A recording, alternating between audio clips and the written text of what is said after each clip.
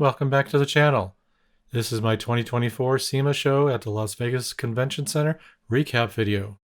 I spent most of my time in the North Hall in the mobile electronics section, and one of the first booths I stopped at was at the VIOFO booth, and I met Bill for the first time in person and Lou, and my fellow dashcam reviewer Panzer Platform was there as well, and we discussed some of the new products that they have available coming up in 2025.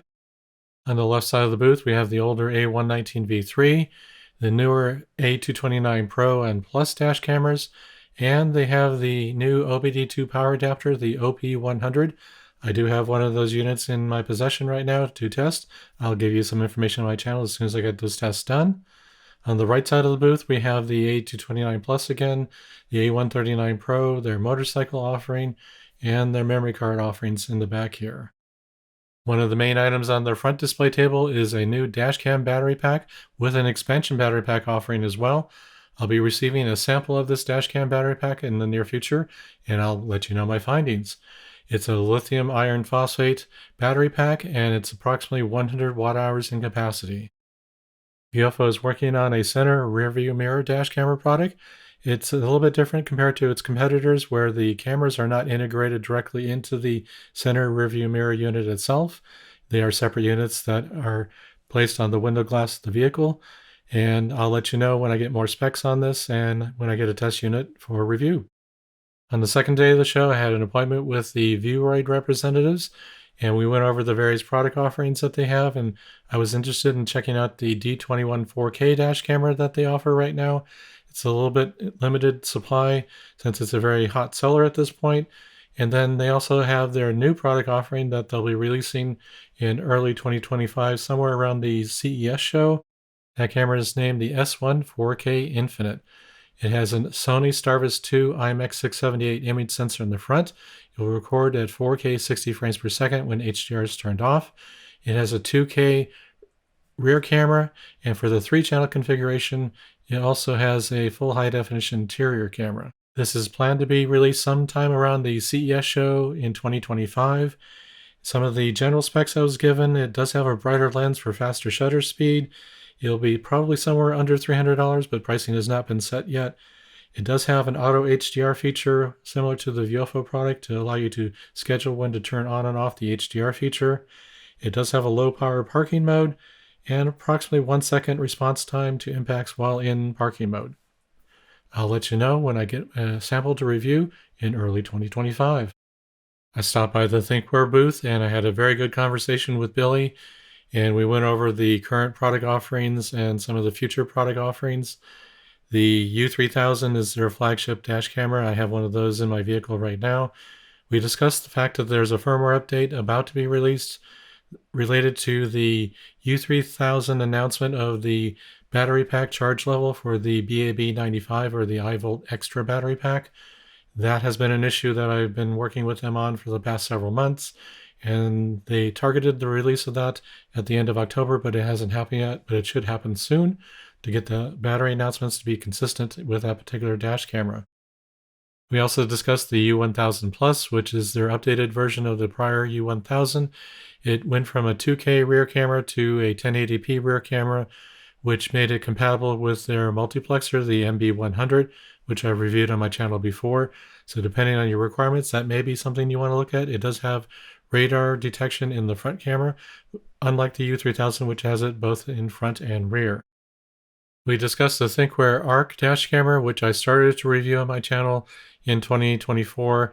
Ran into a problem with the windshield mount connection to the top of the Arc front camera, and I've been waiting for a replacement. Once that's been figured out, the unit at the show seemed to have a much better, firmer connection between the two of them. So Billy said that I would get a replacement unit soon to complete my review on that particular product. Looking forward to 2025 offerings from Thinkware. They're working on new solutions for connectivity for your Thinkware dash cameras. In the first half, they're looking to offer some sort of Cat M1 offering, and in the second half, an LTE offering. Also, the Thinkware iVolt Extra BAB95 battery pack will either be superseded with a new model or enhancements will be added to the existing model. So let's see what they deliver in 2025. Moving on to BlackVue at the SEMA Show, I had an appointment with Jeremy and I sat down for a very lengthy and frank conversation about product review efforts of the BlackVue products. Over the past couple of years, I've had some concerns and issues with the focus quality, especially with the DR970X Plus series dash cameras, but it's been other models as well, where the front camera and rear cameras have had focus quality problems. Jeremy assured me that they're trying to address that with a different assembly line process that's being implemented going forward that should hopefully take care of that problem. We shall see. I would truly appreciate that problem being addressed because that impacts the length of time it takes and effort it takes to get a product review out. So I, again, truly appreciate the time that Jeremy spent with me discussing these topics and looking forward to what Pitasoft and BlackVue offers coming in 2025. I enjoyed speaking with the Wolfbox and Redtiger representatives at the 2024 SEMA Show. Myself and Chuck at Panzer Platform, we were able to speak with the representatives on Monday evening, and they took time out of setting up their booth and speaking with us about what we'd like to see as far as features in dash cameras and concerns that we've had with other products or even their products. I haven't reviewed one of their products yet, but we were discussing the possibility of reviewing the F77, which is a new product offering, which is a 4K front and 4K rear dash camera. And I'd like to compare that to the other one that I have in my possession at this point, the Mio 5 S1 Ultra. So we discussed the possibility of me getting one of those for review, and I should be able to get that in the near future to start my review checks on that particular product. Every time I try to get a picture of that particular product on the display stand, there's someone standing in front of it. So I'll show you a picture of the product from their website. But thanks again for taking the time to speak with me at the show. On Wednesday of the show, I had a sit-down meeting with Hee Hong from Fine Digital for the FineVu dash camera products. I've reviewed the GX1000 in the past, and there were some sensitivity issues for impact events while driving. And based on my testing feedback, I was told that that helped solve that problem, and that should be solved now in their product line. I was told that I should be seeing a cloud offering from them in 2025, a more traditional like BlackVue cloud type offering. So I'm looking forward to seeing that. And I'm going to be getting a GX35 in the near future to review. And I'll be getting additional products from Fine Digital or FineVu brand in 2025. So thank you, Hee Hong, for sitting down with me for the meeting that we had. I enjoyed it, and I look forward to working with your company in 2025. This concludes my 2024 SEMA Show recap. I hope you found it informational with some product information about the upcoming dash camera products. I spent most of my time in the North Hall looking at those dash camera products. After my last appointment on Wednesday, I did go through the Central and South Hall, stop by the top-down booth since I have two of their thermal cameras that I use my dash camera product reviews. So I wanted to see what they had there.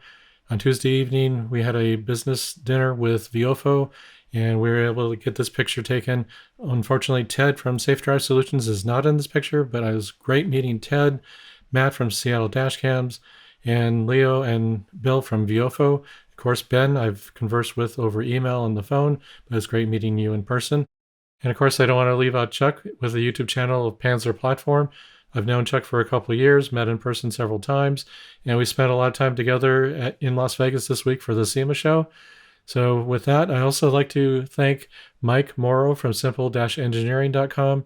He makes a lot of aftermarket products for the Chevrolet SSR pickup. I created a lot of videos for those products, and I've owned several of the Chevrolet SSR pickups, and without his products, the Chevrolet SSR pickup wouldn't be on the road for a lot of people at this point in time. So thanks again, Mike, and great meeting your grandson, Aiden. So I hope you found something in this video that was helpful. I'm looking forward to what's coming up in 2025 with dash cameras and all of the other products that I check out on my channel. So thanks for watching. I'll see you in the next one.